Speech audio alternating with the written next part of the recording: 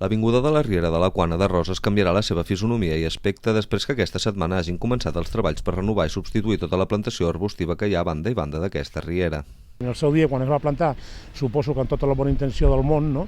Però clar, no es pensaria, m'imagino, que creixeria massa, i era massa gran i ocupava moltíssim de la calçada.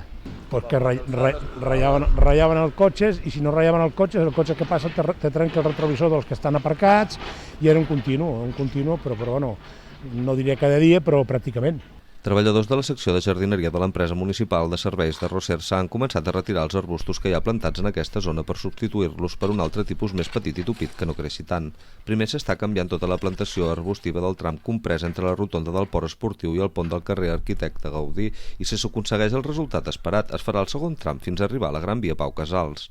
Aquestes són petites actuacions de millora urbana que, tot i no comptar amb un gran pressupost ni un termini d'execució llarg, són molt importants pel dia a dia del municipi i pels veïns de la zona.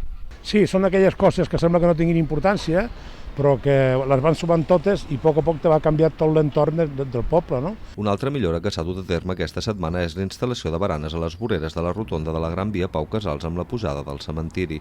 Aquesta setmana s'ha instal·lat la de davant del bar Impacto, mentre que la setmana vinent està previst instal·lar-ne una altra a la vorera de davant del Wine Palace.